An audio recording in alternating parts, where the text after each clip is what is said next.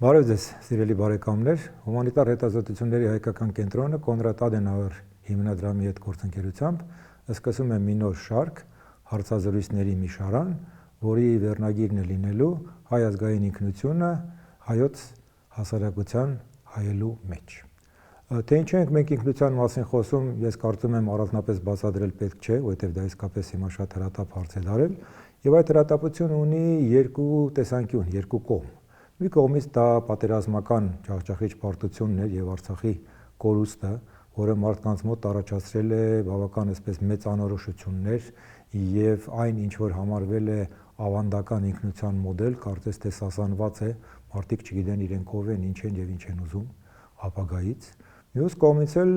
այսօրվա կառավարության ջանքերն են արմատապես վերափոխելու, վերակառուցելու ազգային ավանդական այդ ինքնության մոդելը մի նոր ուրեմն հանգամանք մտցնելու, որը նույնպես մարդկանց բավական այսպես ցնցված վիճակի մեջ է դնում։ Այդ երկու հանգամանքները բախվում են իրար, եւ մենք կարող ենք ասել, որ եթե Հայաստանում կար որոշակի կոնսենսուս, գոնե հարաբերական կոնսենսուս այն բանի մասին, թե ինչն է մեր ազգային ինքնությունը, այսօր այդ կոնսենսուսը ջախջախված է։ Հետևաբար, եթե մենք ուզում ենք լավից վատից կողմնորոշվել մեր այսօրվա եւ ապագայի մեջ, մենք պետք է երևի կարողանանք ինչ-որ քննարկումների, ռացիոնալ քննարկումների միջոցով հասկանալ, թե ով ենք մենք, ինչ ենք այսօր մեզանից ներկայացնում եւ ուր ենք գնում։ Սա է պատճառը, որ մենք որոշեցինք, որպեսզի այդ շարքը անենք։ Առաջարկությունը հետաքրքիր է, որ գալիս էր Կոնրադ Ադենաուեր հիմնադրամից, իրենք էին շահագրգռված, ասին գուցե կարող եք այդպիսի բան անել, մենք սիրով համաձայնեցինք եւ որոշեցինք, որպեսզի ամենատարբեր մարդկանց, տարբեր սոցիալական խմբերից, տարբեր խավերից խնդրենք, որպեսզի մասնակցեն այդ հարցազրույցների շարքին, որը եւ մենք պետք է ներկայացնենք ձեր ուշադրությանը։ Հիմա մինչ այդ խնդրին անցնելը ես ուզում եմ այնուամենայնիվ մենք մի պատկերացում ստեղծենք մեզ համար, արձանագրենք, մի կամերտոն դնենք, թե ինչ ենք մենք ընդհանրապես հասկանում ազգային ինքնություն ասելով, որովհետև դա այնպիսի մի հարց է, որի մասին ամեն մեկն իր պատկերացումն ունի,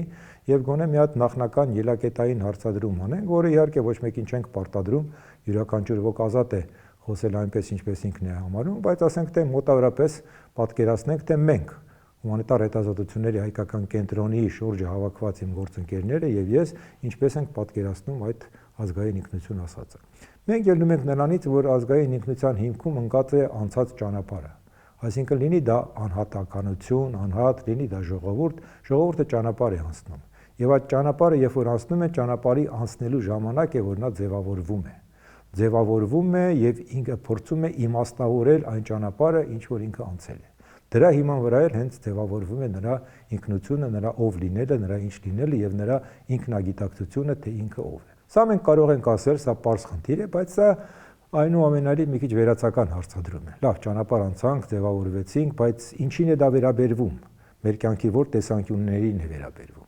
Եվ ահա, որպեսզի այդ հարցադրումը մի քիչ ավելի կոնկրետանա, բովանդակություն ձեռք բերի, ես ցանկանում եմ այն կապել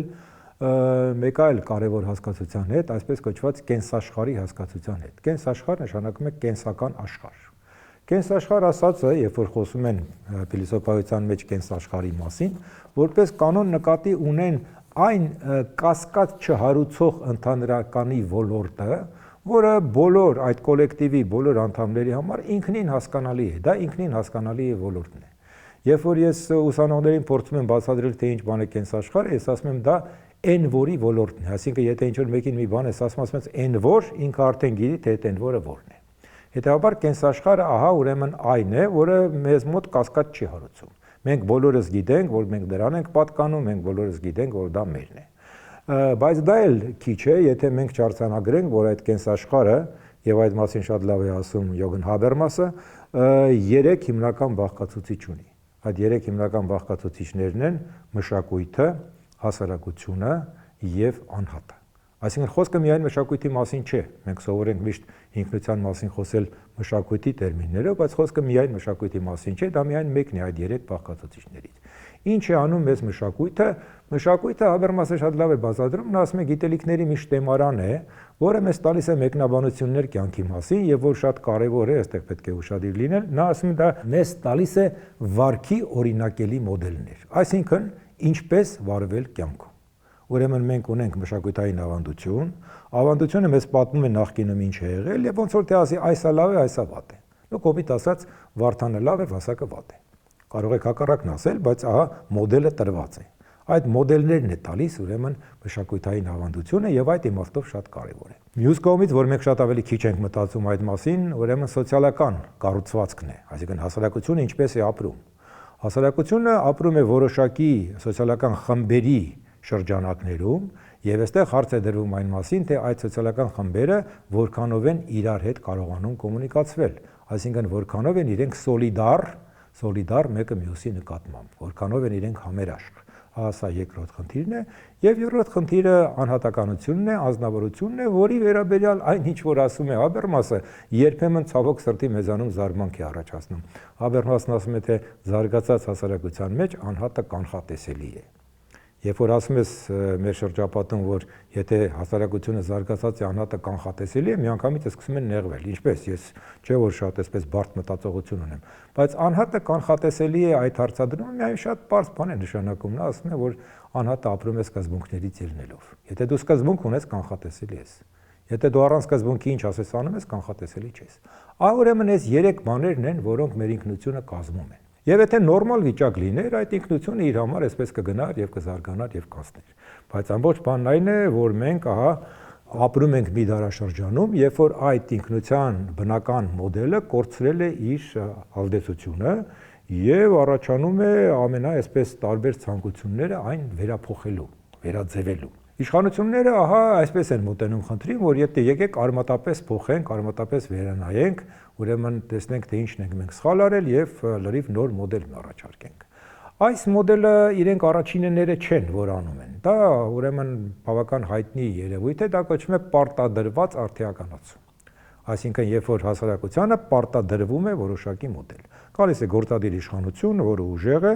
որը ունի իր պատկերացումները այն մասին, թե ինչն է լավ է, ինչն է վատ է, եւ ասում է, սենց պետք է լինի։ Իսկ հասարակությունն էլ այնքան թույլ է, որ չի կարողանում ասել, թե ես ինչ ես անում։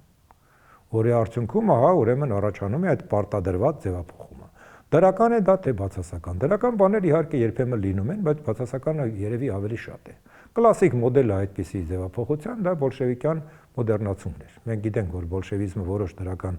արդյունքների հասել է, բայց թե ինչքան վնաս է տվել, ուրեմն դա էլ գիտենք։ Եվ ահա դա է պատճառը, որ եթե մենք այդ ձևով ենք մոտենում այդ ինքնության հարցին, ապա առաջանում են բավականաչափ մեծ դժվարություններ եւ ճգնաժամային էլեմենտներ։ Ես ուզում եմ այստեղ ձեզ ներկայացնել, թե Հաբերմասը ինչ է ասում այդ ճգնաժամային էլեմենտների մասին, եթե նրանք առաջանում են։ Տեսեք, նա ասում է մշակույթում տեղի է ունենում իմաստի կորուստ եւ ավանդության ընդհատում։ Այսինքն դուք իմաստ չեք տեսնում։ Դուք պարզապես չեք տեսնում իմաստ ձեր գործողությունների մեջ, մշակույթը քայքայված է։ Հասարակությունում նա ասում է տեղի է ունենում լեգիտիմության կորուստ, այսինքն այն հասարակական հարաբերությունները, որոնք կան, չեն ընկալվում որպես օրինական, որպես լեգիտիմ, անօրինության համար օգտագործում է անոմիա բառը, եւ մոտիվացիայի կորուստ։ Այսինքն դուք ապրում եք հասարակության մեջ եւ բացարձակապես ուրեմն մոտիվացիա չունեք, թե ինչի պետք է այսպես վարվեք, կավոր թե այնպես։ Եվ անձի պարագայում սա առավել եւս հետաքրքիր է, ուրեմն օտարում եւ հոգեպաթոլոգիաներ։ Այն որ մեր հասարակությունը օտարված է, մենք տեսնում ենք ամեն վարքյան, մարդիկ իրար հետ հարաբերությունները շատ բարդ են կառուցում, բայց եւ հոգեպաթոլոգիաները։ Կներեք, եթե ես մի քիչ անզգույշ խոսք օգտագործեմ, բայց այնպես երբեմն լինում է, որ մարդիկ գալիս են ասում են, չես հասկանում, որ բոլորը խելագարի պես են իրենց պահում։ Այդ հոգեպաթոլոգիաներն են, գրգռվածությունը, լարվածությունը։ Այսինքն մենք տեսնում ենք, որ այդ ձևով, այդպիսի կտրուկ ձևով մենք չենք կարող հասարակությունը փոխել։ Դա բերում է շատ մեծ լարվածությունների եւ քաոսային անորոշությունների։ Ինչ է պետք դրա համար անել, դրա համար պետք է շատ ավելի զգույշ գործել։ Ավելի զգույշ գործել ոչ թե վերևից պարտադրելով ինչ-որ մի մոդել, անկախ նրանից թե դա լավն է, թե լավը չէ, այլ փորձել ահա ներսից հասկանալով, թե մենք միջև այս ինչ ենք ունեցել, փորձել իմաստավորել այդ մեր անցած ճանապարհը եւ երկրորդ կետն է այստեղ կարեւոր անցած ճանապարհի հետ միասին պետք է հասկանալ, որ ինքնությունը դա հանձնառություն է, այսինքն որ ես ոչ միայն ճանապարհ եմ անցել, ոչ միայն փոփոխվել եմ այդ ճանապարհը անցնելիս, այլև հանձն եմ առնում այն ինչ որ ինձ հետ տեղի ունեցել եւ ասում եմ, որ ես սա եմ։ Սա շատ կարևոր թեզ է, տեսեք, եթե ես ունեմ ինքնություն, ապա այդ ինքնությունը պետք է արտիկուլացվի։ Ես այս եմ, ես պահանջում եմ, որպեսզի ինձ ընկալեք որպես այդպիսին եւ պարտավորվում եմ լինել այսպիսին։ Սա է լինելու ինքնությունը, ոչ թե վերևից դրված, այլ մեջից հասկացված։ Բայց սա մի շատ դժվար ճանապարհ է, որը ենթադրում է ոչ թե պարտադրանք, դա բարդագույն ճանապարհի խորքային տանջալից վերաիմաստավորում է ենթադրում, եւ այստեղ է, որ մենք պետք է այդ ճանապարհը համատեղ անցնենք։ Եվ այս մասին է, որ մենք պետք է խոսենք։ Պետք է խոսենք մեր գործընկերների հետ։ Ինչպես ենք շարքը կառուցել։ Շարքը բացվում է երկու ներածականով։ Այս մի ներածականը ես արդեն արեցի, այդ մի բանից դուք բրծակ։ Մյուսը Կոնրադ Ադենաուեր հիմնադրամի քաղաքական երկխոսություն Հարավային Կովկաս տարածաշրջանային ծրագրի գիտաշխատող Ֆլորիան Բինդերի խոսքն է, շատ հետաքրքիր իմիջիալոց, հենց այսօր ես լսում եի նրա խոսքը, դուք էլ կլսեք, որտեղ նա փորձում է համեմատել գերմանական ինքնությունը եւ հայկական ինքնությունը, եւ դրան կհետևեն 7 հարցազրույց։ Մենք տեսեք, աշխատել ենք այնպես անել, որպեսզի բալանսը պահենք բոլոր ուղղություններով, որպեսզի հասարակության ամենատարբեր կարծիքներ ունեցող մարդիկ կարողանան արտահայտվել։ Դրանք են լինելու քաղաքացիական պայմանագիր կուսակցության падգամավոր գրականագետ Թաքոյի Ղազարյանը, բանաստեղծ եւ հրապարակախոս Վիոլետ Գրիգորյանը, կողբ հիմնադրամի հոգաբարձուների խորհրդի նախագահ Արման Բարսեղյանը, գրականագետ Հայաստանի Հանրապետության կրթության եւ գիտության նախարարության լեզվի կոմիտեի նախագահ Սիրանուշ Դվոյանը, գրող գրականագետ Եվրասիա համագործակցության հիմնադրամի տնօրեն Գևորգ Տեր-Գաբրիելյանը, կոնֆլիկտաբան տարածաշրջանային ծրագրերի համակարգող Քրիստինե Սոլոյանը Գյումրիից եւ սփյուռքահայ հայագետ, սոցիոլոգ, հայոց եկեղեցու հին եւ ժամանակակից պատմության մասնագետ, Օքսֆորդի համալսարանի արևելագիտության ամբիոնի դասախոս Հրաչ Չիլինկիրյանը։ Այսինքն, ինչպես մենք տեսնում ենք, այո, մենք խոսում ենք հայաստանյան հասարակության հայելու մեջ ինչպես է բեկվում հայկական ինքնությունը, բայց դրա մեջ ներգրավում ենք ոչ միայն Երևանը, այլև Հայաստանի ուրիշ քաղաքներ եւ նաեւ մեր սփյուռքահայ բարեկամին։ Այսինքն սա է լինելու, հարցազրույցները ես եմ վարելու, Աշոտ Ոսկանյանս, եւ ես հույս ունեմ, որ այդ հարցազրույցները, որոնք մենք որպես շարք ձեզ կներկայացնենք, ձեզ համար բավականաչափ հետաքրքիր կլինեն։ Շնորհակալություն։ So, is the issue of national identity relevant today? I think when it comes to national identity, the question is not so much is it relevant, but how is it functioning at the moment? Because national identities always exist. And there's always, something that binds the people together. And so to ask if this is relevant today,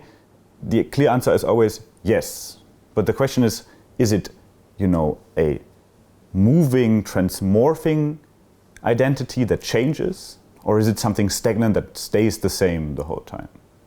And the country where I'm from, Germany, shows very much how national identity is something that is in flux. Because we, in Germany, after the Second World War and the complete destruction of our country and the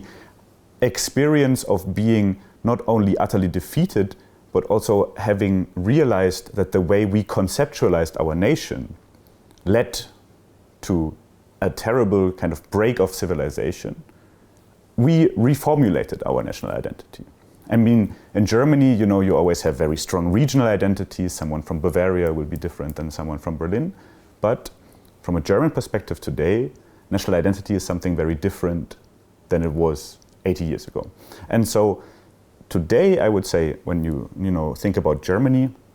what are the national identities? And this is similar to what I would say about Armenia. The national identity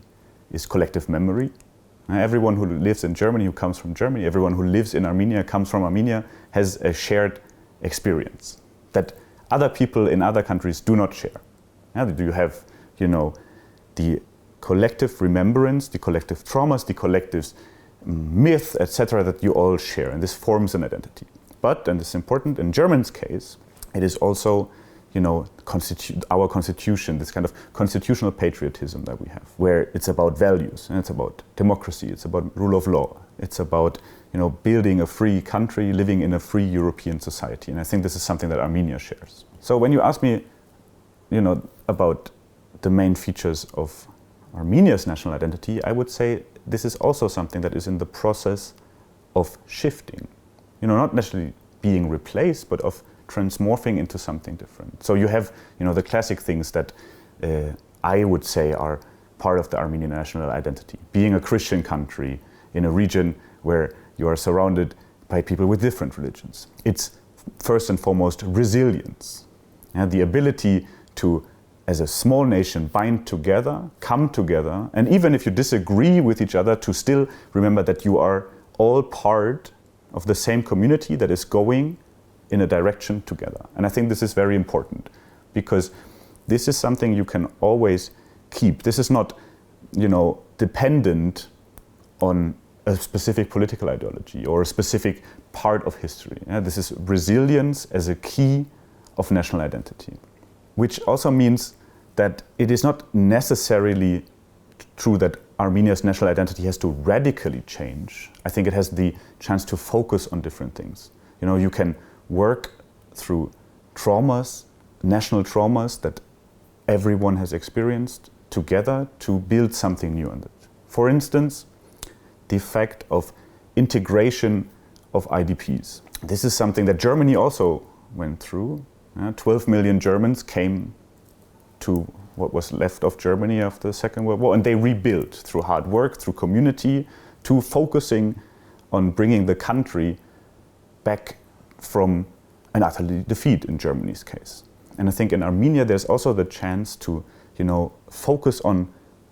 the shared history and what binds people together. And this is not, some folkloristic thing like dancing and wine and songs, which are important, but it's the idea that when coming together, having these shared experiences, everything can be overcome and the country can be brought forward. And I would say right now you also see this with the fact that Armenia is building a democracy in the region, which is, I think, part of the national identity now. Rule of law, democracy, being a free country. And it's also the regional identity of being a European country, which connects our two countries together because we both share this. So national identity is unique, but it's not unique in the sense that everyone has a completely different thing. No, it's unique because everyone has a completely different history. And then you build on this national identity to maybe adopt it or influence the regional identity of a European identity, where you realize that you share things with your neighbors, but you also share things with wider countries in the region. So in the German case, this has helped very much transform the national identity of Germany, which was very, very chauvinistic identity, towards a more cooperative and unifying identity that can include people who are not necessarily from the core inside. So I think, if you ask me, should Armenia's national identity change? I would say this is the wrong question. It will change. It is changing, but I think it's changing in a way that the society together decides who it wants to be. And I think on this path there is, a very positive outlook for me in Armenia. And I think we, as your European friends, are very interested in this process and would like to aid you on this, not in the sense of telling you how your identity is or what it should be, but to learn from each other and exchange the ways that our people think, that your people think, and to then build also this European identity together in the end.